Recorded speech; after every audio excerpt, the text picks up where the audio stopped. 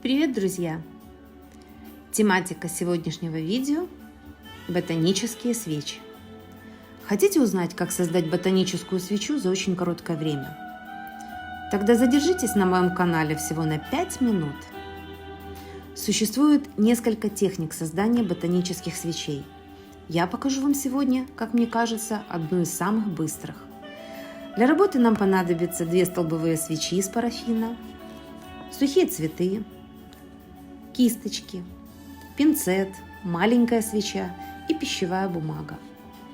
Сегодня мы проведем небольшой эксперимент и сделаем 2 свечи, чтобы понять, какие цветы легче использовать в работе.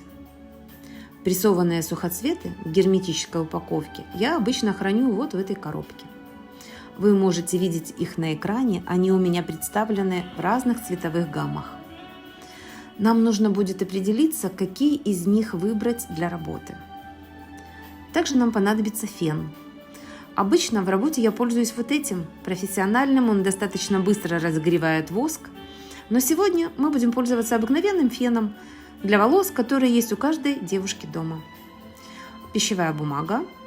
Итак, я показала вам все, что нам понадобится для работы. Мы можем начинать. Для начала мы зажжем маленькую свечу и немного обождем, пока воск начнет плавиться. Чуть позже мы будем использовать в работе расплавленный воск этой свечи. Это будет своего рода клей.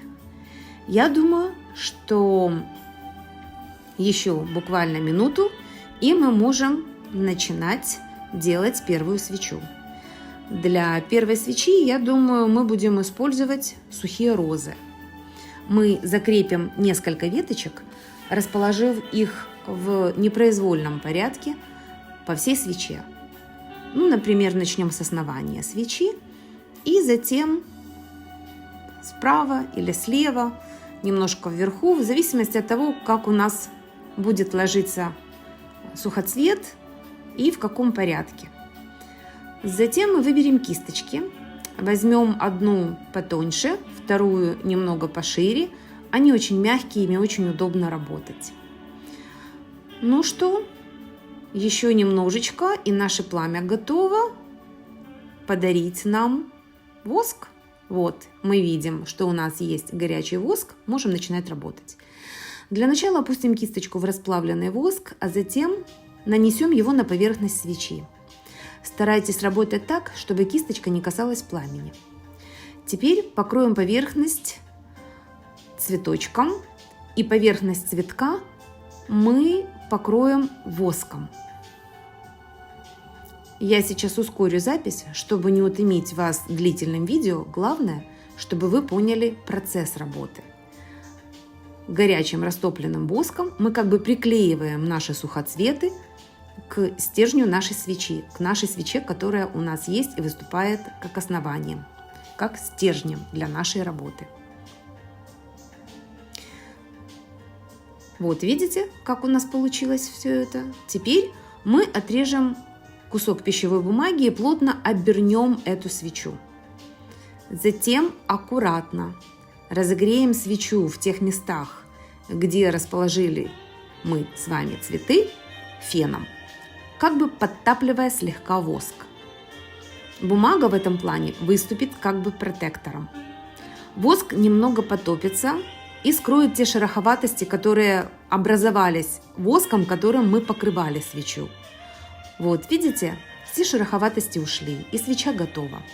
Розы аккуратно впечатались в свечу и теперь образуют красивый живой орнамент.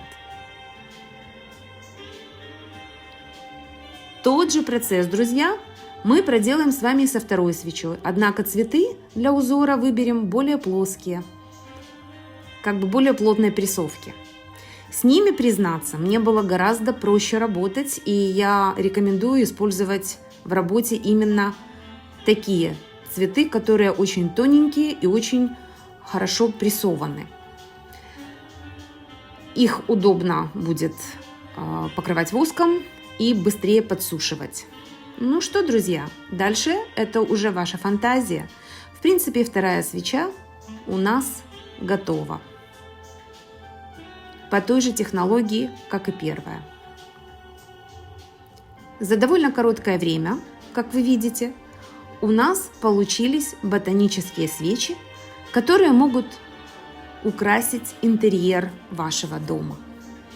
Друзья, я очень хочу верить, что вам было интересно. Я буду признательна за ваши комментарии или лайки. Да, не забудьте подписаться на мой канал, чтобы не пропустить следующий выпуск, потому что идей еще очень много. До встречи в следующую пятницу.